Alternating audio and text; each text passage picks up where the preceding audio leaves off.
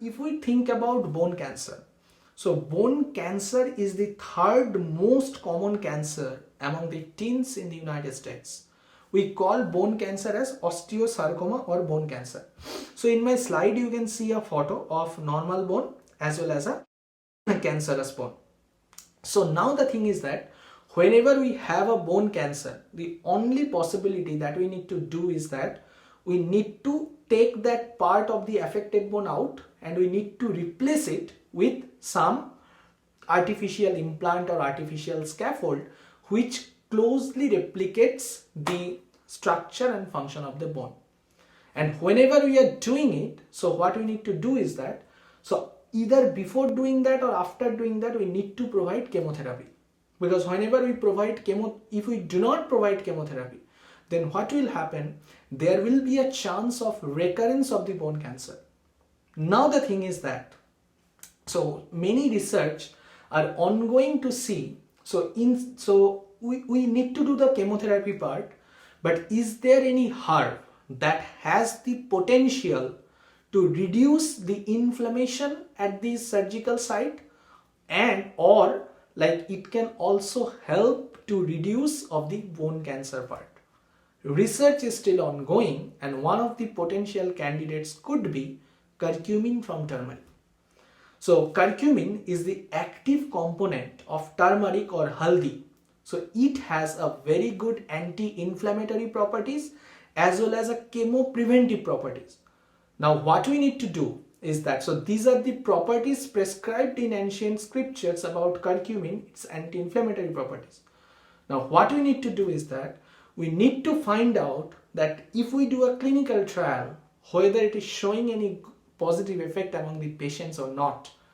So basically in vitro lab trials shows that yes, curcumin has the potential of showing anti-inflammation. Curcumin has the potential of showing in vitro chemo prevention.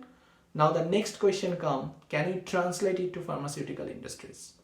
So that question we need to do research, and I won't be surprised if we get a good possibility of doing so.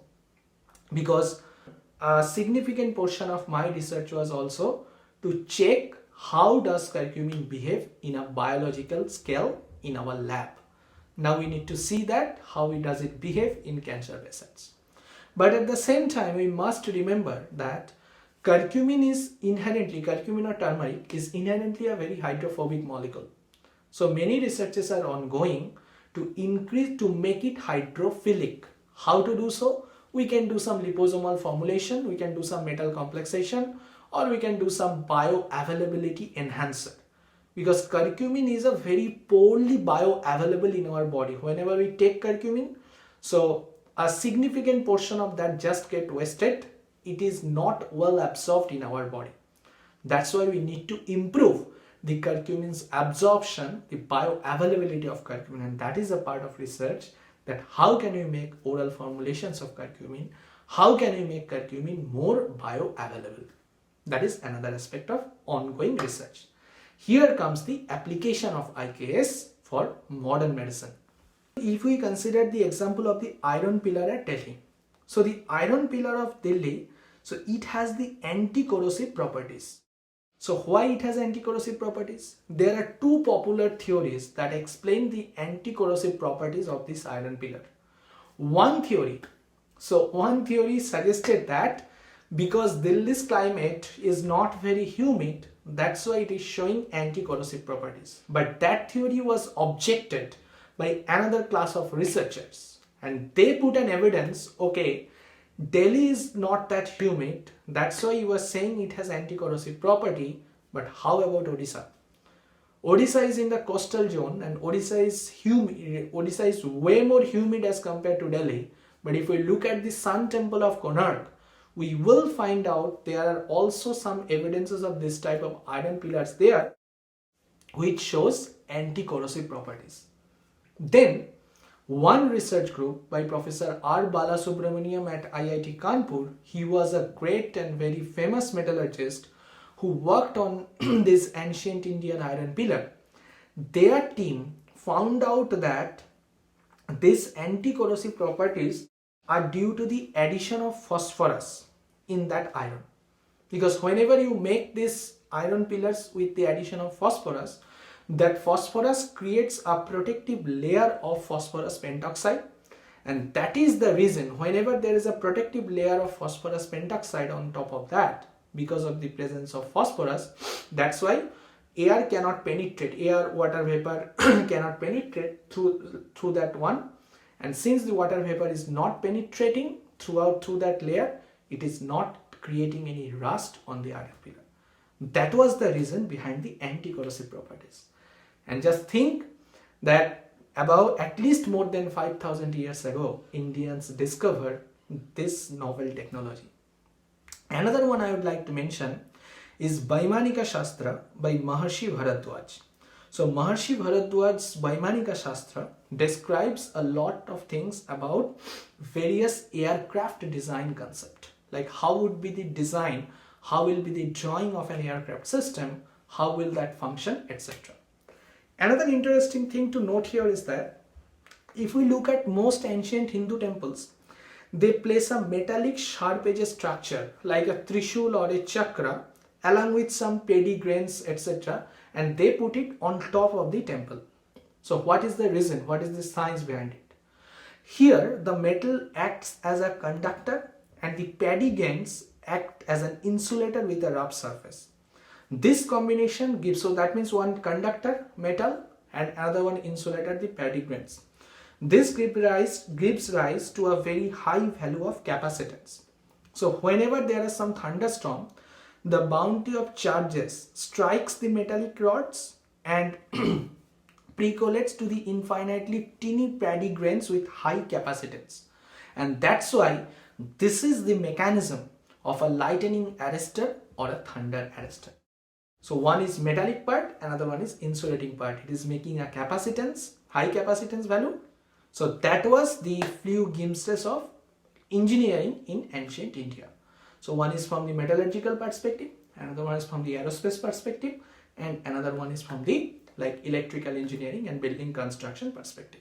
Another interesting fact is that Agasthya Samhita, if we read, so it provides the formula to construct an electric cell or battery.